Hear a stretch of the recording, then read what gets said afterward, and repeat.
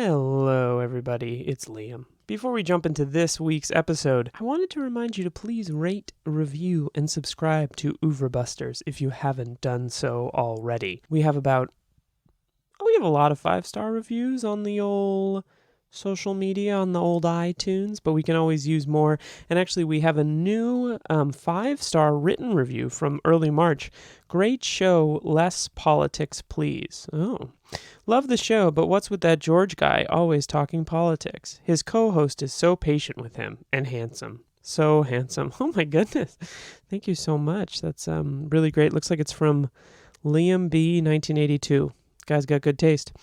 So things like that warm our hearts, even when they take George down. It's kind of a combination of putting Liam up a peg and George down a peg, and we can all get behind that. There's a chance you're at home a lot the next few weeks. If so, catch up on our back catalog on John Cassavetes, Philip Seymour Hoffman, and you can always say hi to us on Twitter at Oeuvre Busters, or email us with your film questions or things you'd like to know about, and we're more than willing to do some extra episodes. We're going to do some bonus stuff based on questions we've gotten in the old email or via social media. As you can see, I'm running out of words, so I'm going to stop talking now. We hope you enjoy this week's episode. Bye. I'm Liam Billingham.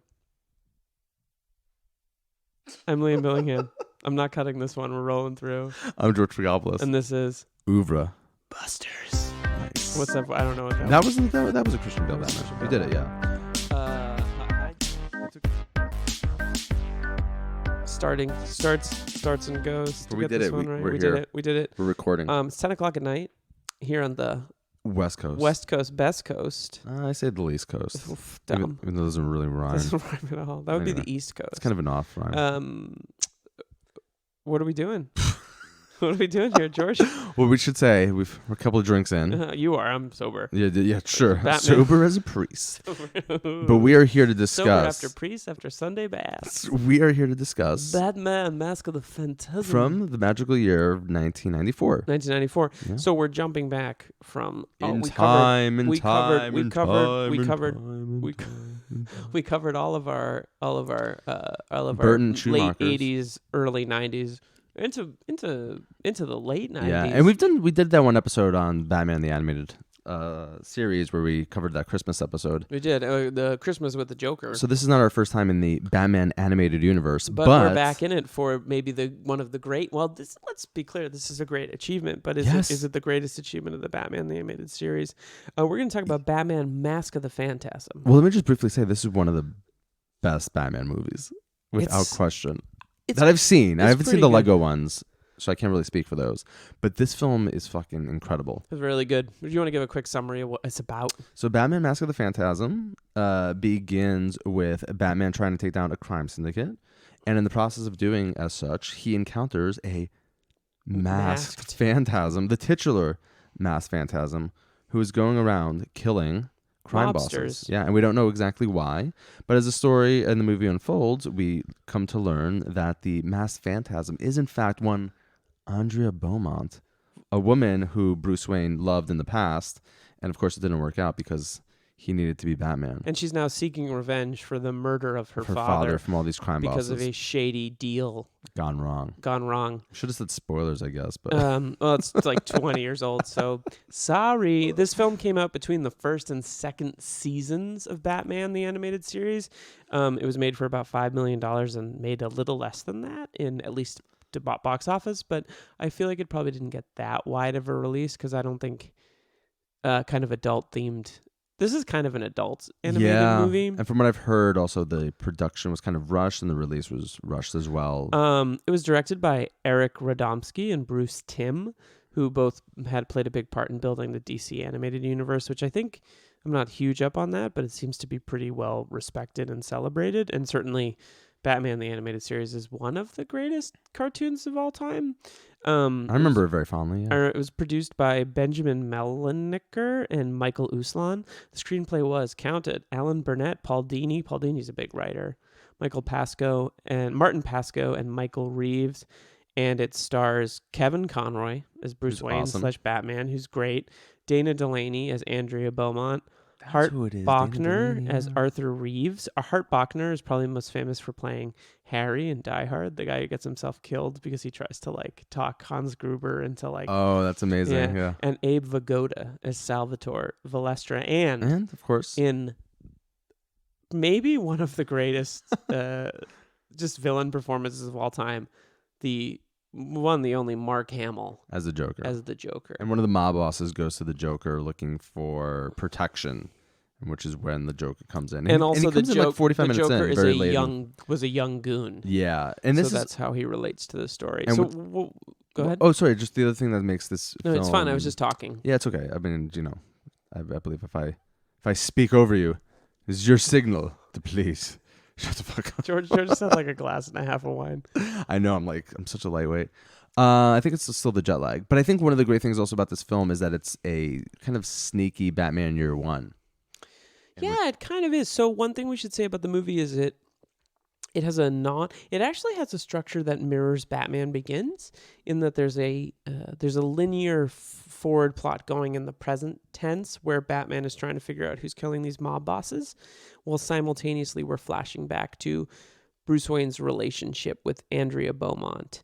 And we see sort of their relationship peak and then fall apart when she's forced to leave the country with her father, because her father, voiced by Stacy Keach, as the mob is closing in and attempting to kill them.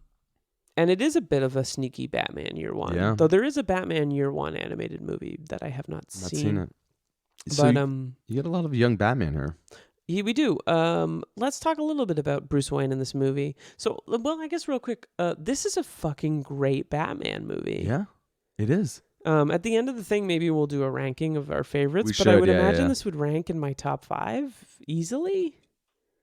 If we're just talking about Burton, Schumacher, and Nolan's, of course, I would say so. Yeah, I think it's a top 5, maybe top 3. Yeah, I don't know if I'd put it above any of the Burton ones, but I would definitely put it above both the Schumacher and the last Nolan. But anyway, yeah, we could rank them. We can get there. We'll get there. It's I think I'm curious to hear what you like about it, but I like that this film highlights Batman as a detective. There's not enough of that in the Batman films. You said this before, yeah. Apparently that's what the Batman. What does that mean to you exactly? Well, just kind of nitty gritty crime solving. Yes, I think that one of the things that I loved about the animated series and that I love about the comic book is that when he, like, for example, will take something and bring it back to the Batcave and analyze it and like get fingerprints off of it, or like play a detective, because I think Batman can function as and I think that this is a good example. This is maybe the strongest example we've seen of Batman as film noir so far. And just the idea that he's solving crimes. He's not just punishing criminals. He's solving crimes. There's a whole side of Batman that's neglected, which is the like thoughtful, analytical crime solving that he does, which is like kind of, in my mind, some of his specific function within the Justice League. Whereas like, Batman has problematic politics. We've talked about that, but he's also a crime solver, not just a crime fighter. And I think that that's underexploited. There's a little bit of that in the Nolan movies. I mean, one of the things I like about the comic books and the films is like scenes where he like cases a scene and like finds clues, and there's like an internal monologue. Like it's a detective. It's detective. I mean, his first appearance was in fucking noir. Detective Comics. Like he's a detective first. I like that about this film. I think this has among the most kind of rich takes on Bruce Wayne of any of the films we've seen so far, and I really want to talk about that. And I think also, again, we've said it a bunch of times, but Mark Hamill as the Joker might be the best portrayal of the Joker. I mean, that's insane, but no, he's as good as Heath Ledger. I really think it's an exceptional part of this movie. You like it as well, I think.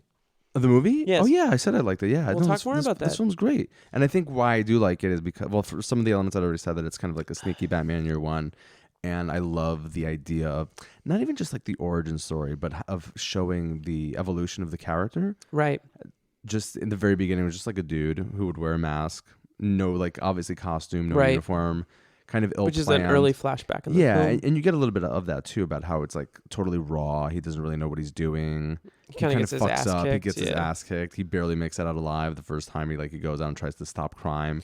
And it's great because it's kind of not even just like realistic, but it's realistic and it's believable. And it also shows a vulnerability to the character that later on with like the hardened detective and the hardened like superhero you don't quite get. So in the opening sequence, he crashes this meeting of these mobsters. Right. And again, there you get like badass Batman who's like beating shit out of people, taking names.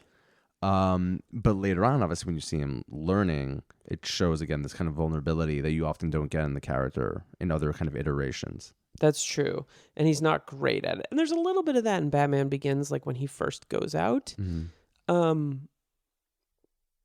One of the things that I think is really exceptional about this movie is its take on trauma, specifically the dead parents' trauma, because there's an early scene where he goes to the grave of his parents when he's a young man. He's in college. It's a flashback.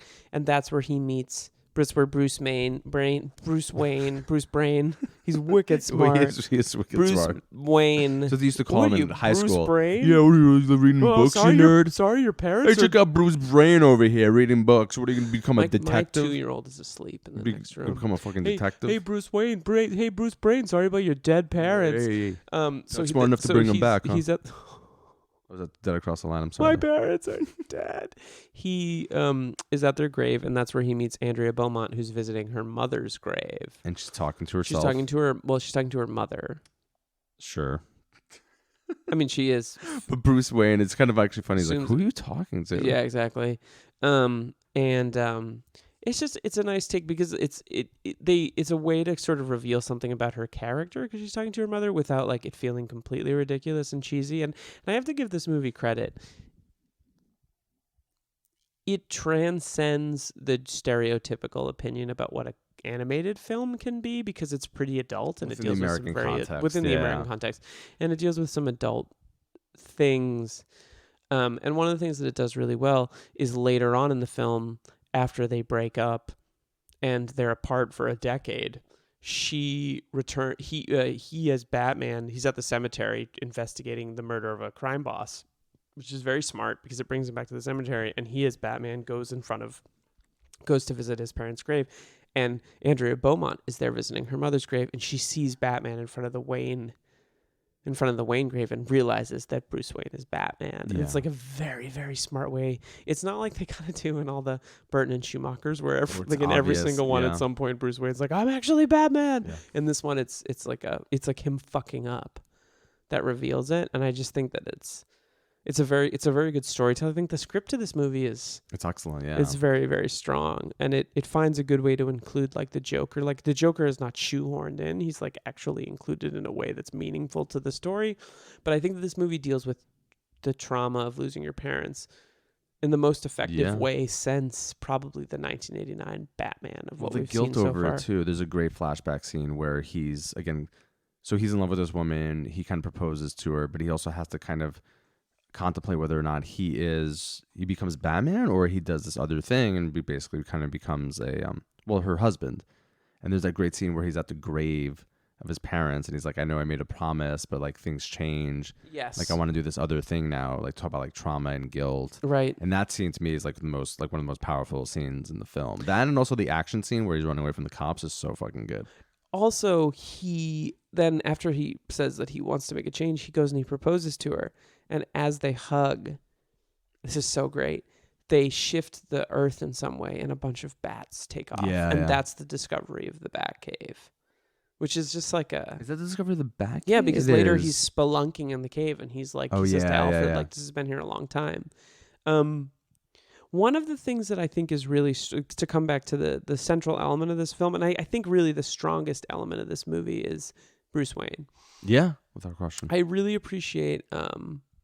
there's a scene early on the film where after we've seen him sort of with the axe, is that we see him at some kind of social event and he has women hanging all over him and like there's something, and the one woman comes up and throws a drink in his face. And it's like it feels, because it's cartoons, I don't know if this is the right attitude, it's animated, that it's like it feels less like sexist because he has these like cartoon women hanging out for him that are like, Bruce, I love you. And there's something about it being animated where you're not watching an actual like real actress play the part that makes it feel, it's kind of a cliche take on the character, but I appreciate that in the context of the cartoon, they create this like playboy character who's actually like deeply troubled. Well, that's the point, though. The point is like it's clearly just all a facade and it's meaningless, and it's like it's a way to cover up the trauma. Right. It's another mask, if you will. I will. You will. Tell me more about that. What do you mean it's another mask? Let's talk about Bruce Wayne and his trauma. Well, no, just the idea again that he's performing this kind of like traditional, cliched playboy lifestyle, and he's performing it obviously for like people to see and to think like, oh, this person would never do something like be Batman. Be a so let's talk about superhero. the Batmans we've seen so far. So far we've seen Keaton, Kilmer, and Clooney, and now Kevin Conroy. Yeah. So let's rank the playboy. Well, just very quickly, I mean, I guess the one that's the most playboyish is the Bale one. Well, I just asked you to rank them. All right, let's the rank ones them. we've seen because in we what haven't way? watched. And just in terms well, of which ones do you view as the most playboy-esque of the four? Like, who's the one who's working? Man. Who's the most performative? Well, the Bruce jawline Wayne? on this Batman is incredible. The what? The jawline on this Batman is the incredible. cartoon Batman. Yeah, It almost might match Robert Pattinson's future. It almost jawline. yeah. He has a great jawline. Yeah, he's kind of like ripped and he's huge. He's like a box. He's like a box, right? Yeah. He's boxy. He's been taking some Stallone's HGH. Who's been the most performative Batman so far? You're asking so many questions. Performative now? Like performing the role of the playboy. Okay. Geez. I'd like maybe the cartoon one. Might be the cartoon. Yeah. I would say it's somewhere between the cartoon and maybe Clooney. Because the Clooney one is very like I'm a bachelor, whereas Keaton and Kilmer were in love with those women. What do we look for in a Bruce Wayne? I'm serious. Like in the character, what's been the most successful? The ones that... Like if we had to Frankenstein a Bruce Wayne together from what we've seen, what would be the elements we would take? So whose look would we take? Conroy's jawline. So the Conroy look, who's the best looking Bruce Wayne so far in terms of like what we want from the character? I mean, I think I would definitely fuck Clooney over the cartoon. Not who we're going to fuck. Clooney is cute. Yeah. I think of the Clooney four, in like his like late 30s in that film. I think no, younger than that. I think Kilmer has the best look. I think he fits the mold for the of the ones we've seen. Yeah. The traditional Bruce Wayne. Sure. Yes, I agree. No, yeah, you would say Kilmer, Clooney, Keaton. That's the great thing about Keaton is that he's this absolute weirdo. What about Conroy? Okay. I guess it's his voice. I would say yes. Then Kilmer, Clooney, Conroy. So Kilmer's looks. Whose personality? Person of the actors? Yeah. Keaton. It's interesting though because Keaton is the least performative. Okay, so except there is the scene in Batman where she's like, you know what I think? All this stuff, it's not you. And he's like, some of it is very much me. Some of it is not. Yeah. So he's not performative. He's not like a performative playboy. It's a very different take on the character. I should have asked you this before. Yeah. When we were at Clooney and we had 3, but fuck, marry, kill. And obviously there's 4 of them, but let's hold Conroy off. Okay, but you're verting away from a very serious conversation that I'm trying to have right now. So. But fine, fuck, marry, kill. Fuck Clooney, marry Keaton, kill Kilmer. It's obvious. Oh, but I thought you said the Kilmer. I guess okay. Yeah. Kilmer is not the most attractive to me. He's the most what I think Bruce Wayne should look like. Okay, so we're still Franken. Oh, maybe I should go. Yeah. I think I would just maybe swap Kilmer and Clooney. So you'd kill Clooney? No, I thought you said. Oh, yeah, that's a good point. What's wrong with you? You don't kill Clooney. Yeah, I guess you're right. No, you're right. I would go with your order. Yeah, thank you. Yeah. So let's Frankenstein our Bruce Wayne. Kilmer look. Mm-hmm. Keaton personality. Yeah. Wait, you would marry Keaton? No, dude. I'm Frank. I would. You said you'd marry Keaton. Yeah, I'd marry Keaton. I like Keaton. No. Let's go back to that. No, wait, he's a weirdo. I like the weirdo. No. I like the weirdo. He's because Clooney's Batman definitely has the trauma more under control. Like Clooney's Batman goes to therapy like once a week. He's got the trauma under control. He doesn't trust anyone. No, he's got it under. He doesn't. He doesn't trust anyone. So I take it back. I would marry Clooney, maybe get divorced in 3 or 4 years, but still, I'm marrying Clooney. I'm fucking Kilmer. I'm killing Keaton, even though I love Keaton, but I feel like the trauma is way too on the surface. So going back to the Frankenstein monster. No. Clooney can't trust anyone. Keaton falls in love with a woman. And then you find out in the sequel that he couldn't be with her because he wasn't really in love with her, or that he was, but he couldn't be with her. Yeah, because he's Batman. Yeah. Okay, let's Frankenstein this. Okay. Let's Frankenstein. So, so I guess what I want Kilmer's looks, Keaton's personality, but one thing that's sorely lacked, because Clooney is like a blank slate. He's not a good Batman. He's not good. He's not. Yeah. Like, there's actual potential in the way the character's written in that one, but he's not good. He's clay, but he wasn't molded by. Yeah, I mean, Michelangelo. He was. I mean, George Clooney. I mean himself, the character. But what I'm saying is, one thing that's missing. Actually, no, it's not. One of the great correlations between Keaton and Conroy is the anger.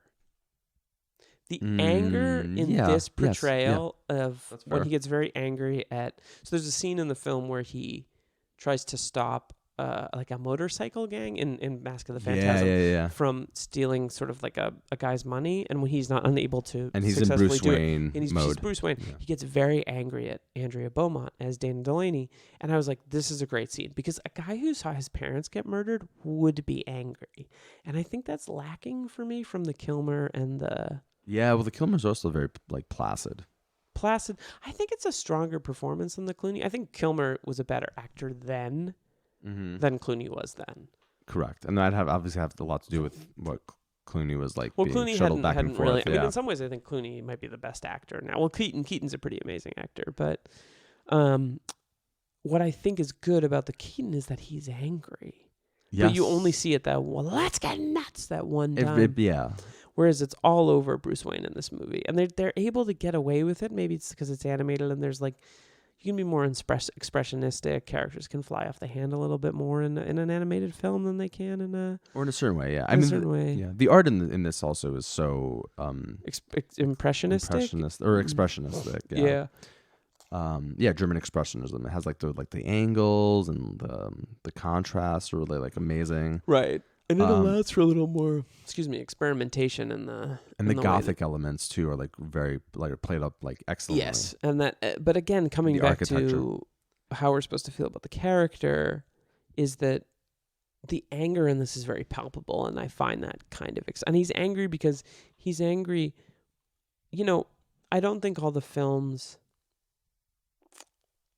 So one thing that I think is worth talking about in this context is which of these films does the best job of portraying Bruce Wayne's anger at himself for choosing to be Batman. This one, yeah. And this one does a better job than any of the movies. But is that a general theme? Like how many? Well, he has a choice to make. Sure. But I mean, the other ones don't even make it, I think, a plot point. I think the Nolan ones do, but we're not looking forward. We're only looking backward, right? Yeah. Oh, yeah, sure. Right. The Nolan ones do. In which one? In the first one? In the Dark Knight one, for example, he has to choose between saving Harvey Dent and saving Rachel. Oh, yeah, okay. But the fact that like he has to break up with, or in every Batman film or most Batman films, there's a moment where Bruce Wayne has to choose between being Batman and being Bruce Wayne. And it's always coached in the decision to like be with a woman or to not be with a woman. Oh yeah, you're right. The third one also does that with the Riddler. Remember when he sends them under Nicole Kidman's character and Yes, and he sort of sends and says like you have to choose one, like who are you, Batman and Bruce Wayne? Yeah, exactly. This one does that, but it does it in a much more dynamic and interesting way in that like you see him really struggling with. It coaches it in the responsibility of what he owes his parents. Yeah, the guilt. Yeah, and the survivor's guilt, which is something that's really really interesting. And I think that like people who have survivor's guilt are angry, they have PTSD, and they make irrational or have the potential to make irrational and bad decisions. And I think this movie achieves a kind of real clarity around that the other ones don't, and as a result make Bruce Wayne a lot more interesting than the other films have. Can we talk also very briefly, or can we talk? Well, we've got plenty of time. Maybe not briefly. We've only been talking for 23 minutes. Can we fucking delve into it? Let's do it. About how also let's embrace the dialect. This is the perhaps the most interesting love interest for. Tell me more Batman about that. And Bruce Wayne, other than maybe Catwoman. Well, it's just Catwoman. I think it's incredible that obviously Michelle Pfeiffer as Catwoman. I mean, it's just incredible that main protagonist. And I saw this plot twist coming like 10 minutes into the film. I saw it like right before it happened, and I hadn't seen this movie in maybe 15 years. It's funny 20 because years. I remember like as soon as I saw that one scene where she comes to visit him when he's like training to try to be Batman. Yes. And she fights him and she kind of like throws him on the floor. Yeah. It's like, oh, okay. And I figured it out. I was like, okay, she's the Phantasm. But that obviously also you have like this really strong female character. Yes, you do. And one who matches him in every way. Completely, yeah. As Catwoman, but in obviously a very different way. Yeah, totally. Like they're lovers first, obviously, before they become antagonists. Yeah, no, that's definitely true. And she also is like kind of a mirror to him. In what ways? Well, because she kind of takes the guilt of losing her father and the violence of losing her father and turns it into like pure retribution and sense of murdering these people. So one thing that this movie does better than any of the other films so far is bring that year one, the long Halloween Batman like mob stuff. Dealing with the mobsters. But more than that, we've talked in the past about how ultimately these movies are about, they should be about, the best Batman movies to me are the ones that deal with like Gotham's soul. Yeah. Like very few Batman films concern, maybe one of the weaknesses of some of the, I haven't seen Justice League, but one of the weaknesses of Batman v Superman is that it's sort of a, I guess it is about Metropolis and Gotham, and actually the have and have nots, which I think is a really interesting thing of Metropolis and Gotham that movie does in an interesting way. But the best Batman movies are very concerned with like Gotham as Gotham, and I think that this, when Batman works really well for me is when it includes things like the district attorney, when it includes things like the mob, when it includes like Gordon. And I think one of the weaknesses of the Schumacher films is it has no concern for any of that stuff. It's just like paparazzi and like millionaire famous people. This is one of the first Batman films that I know of that even considers the mob element. I wish Carmine Falcone is a character in this movie. He's not, but I do ultimately wish he were. I bring this up because I think this film does a better job of like grounding this in a kind of reality of like an actual place that the others do not. Yeah. I mean, the mob stuff also makes sense in to the degree to which, well, if you had like the superhero, this guy was just going around beating the shit out of criminals and lunatics, and that the first, let's say, kind of the people he would run up against would be mobsters. The mob, right? And I think organized crime on that level, and not just like these fucking lunatics, let's say, who are supervillains. Right. Batman Begins does it very well with Carmine Falcone and Joe Chill, who's the guy who kills Bruce Wayne's parents. I actually think Nolan's handling of the Bruce Wayne parents' murder is pretty good and nuanced in Batman Begins. But George is just yawning in my face. It's bad and time. Then George just puts his pacifier in. My passy.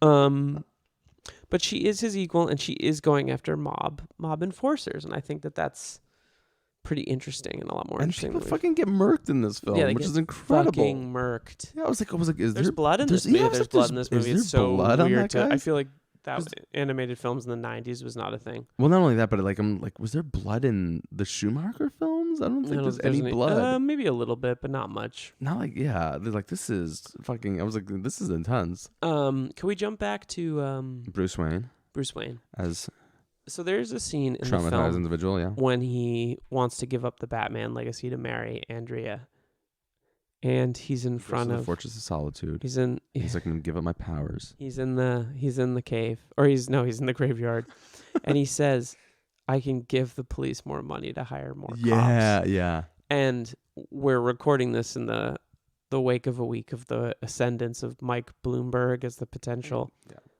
Most likely limited ascendance. I hope so.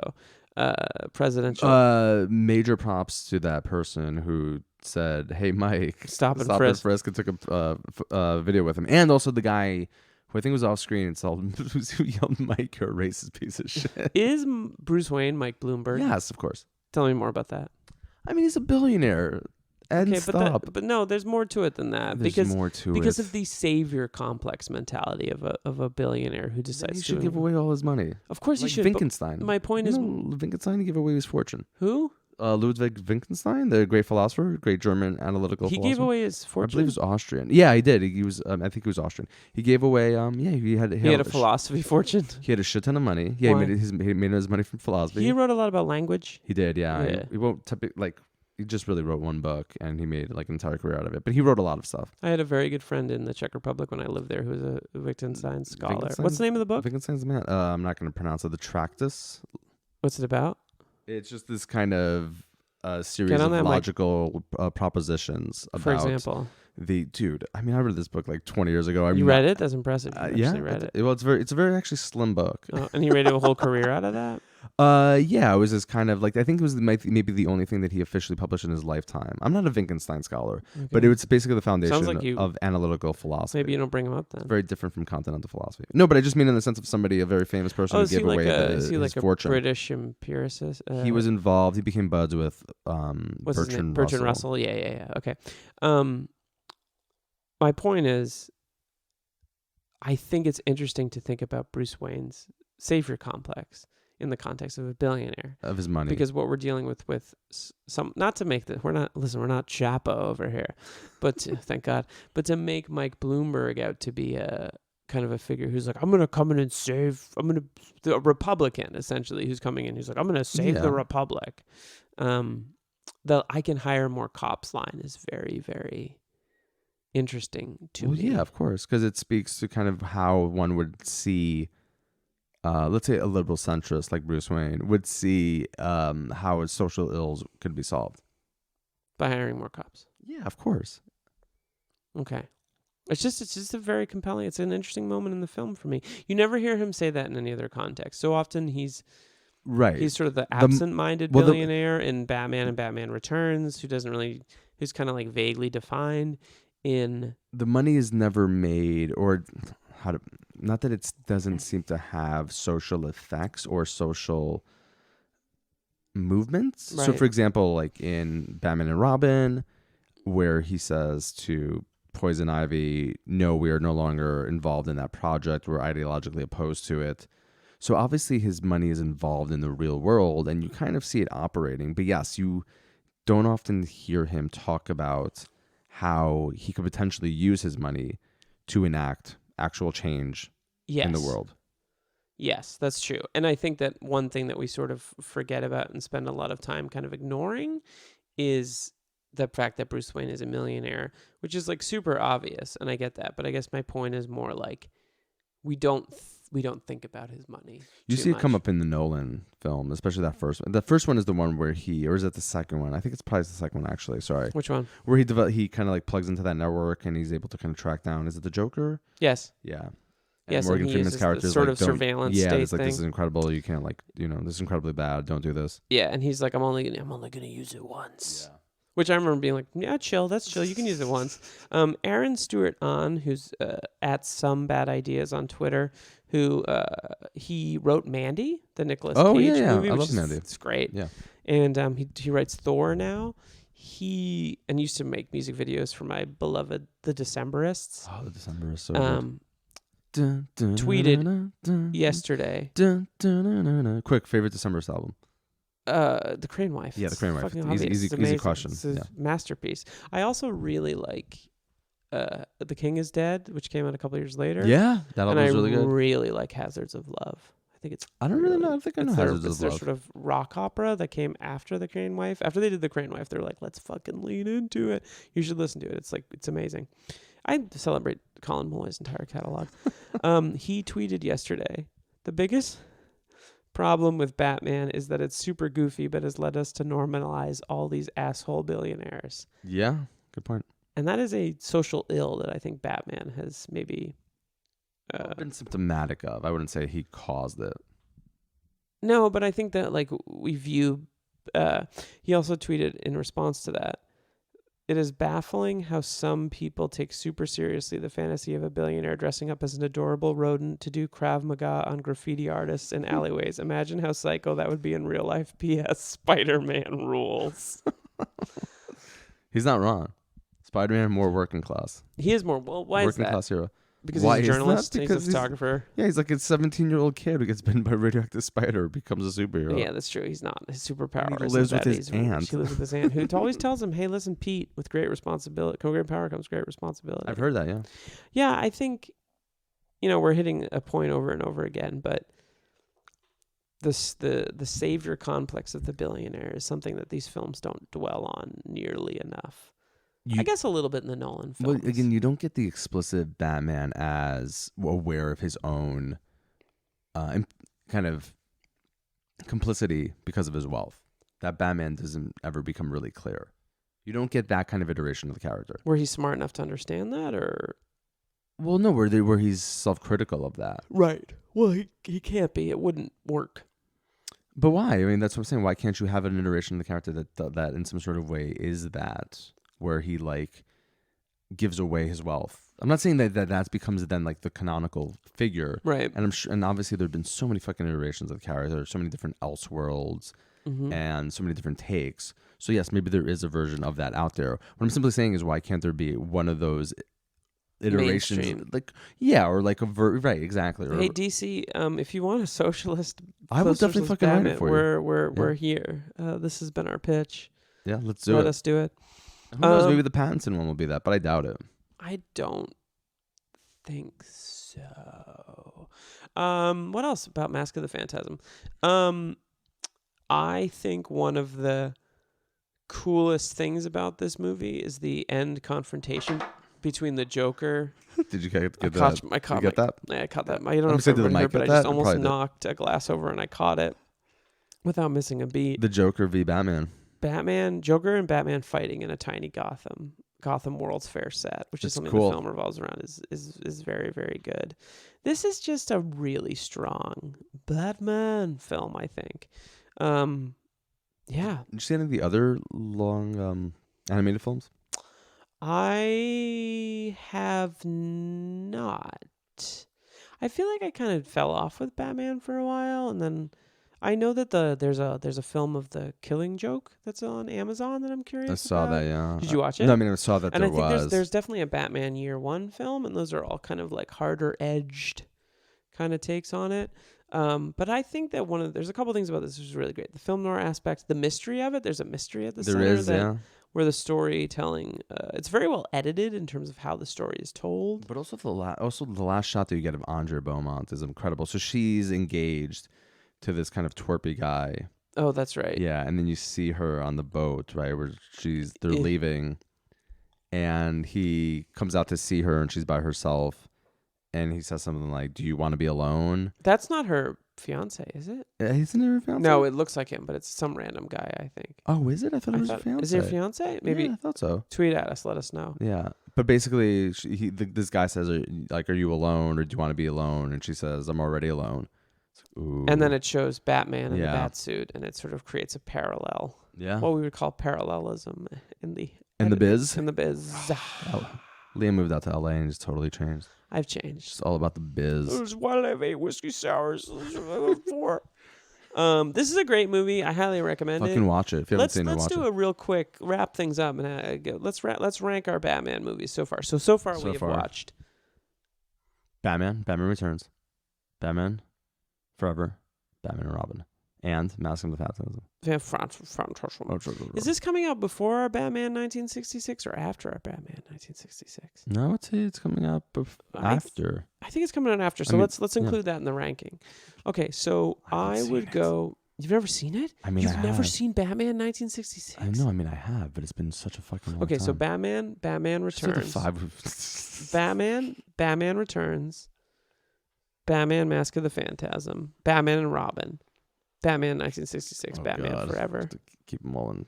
Batman Mask of the Phantasm. You mean? So I think you said Batman Forever twice. No, Anyway, we get it. Those 6. You're saucy when you've had a glass and a half of wine. Go. I just did it. Oh, that was your ranking. Yeah, Batman Returns. Oh, okay. Batman Mask of the Phantasm. Batman and Robin. Batman 1966. Batman Forever. Okay. Yeah, I think. Well, I would say Batman Returns. Better than Batman. Yeah, then Batman. Really? But yes. Batman's Shut the fuck up. I'm even going through my list. Please. It's very rude. Cool. Good Batman stuff. Returns. Batman. Mask of the Phantasm. Okay. Batman Forever. Okay. 1966. Batman and Robin. Batman and Robin is a much better movie than Batman Forever. You're fucking crazy if you don't think so. No way. Yeah, way. That's like, who's more insufferable, Jim Carrey or Arnold? Jim Carrey. And I would say, yeah. Oh yeah. You know what? You're right. Yeah, you're right. What the fuck is wrong with you? You're right. Arnold's at least funny. Those puns though were terrible. Those fucking puns. Okay, well, But riddle you get me more this, Jim riddle me Carrey that. than- Who's afraid of the big bad bat? You get more Carrey than you get more. Oh, it's Carrey's movie. Yeah, than more. I think he's top billed in that movie. I wouldn't be surprised. Yeah, that's a terrible. It's still better though. It's still not better than Batman and Robin. It's not. You get less Robin. This is a great top 3 so far of what Yeah? we've seen. And it has just a lot of I fun don't to know watch if we're, it. I don't think we've Also, talked, it's like 80 something minutes. we've got to talk a little bit about how fucking insane the Joker is in this movie and how great Mark Hamill is. I really think this is as good as Heath Ledger's take because he's full insane. Like he's living at the World's Fair. There's like a robot doll that he might be having sex with, who's like cuts up his bologna for him. Yeah, it's kind of amazing.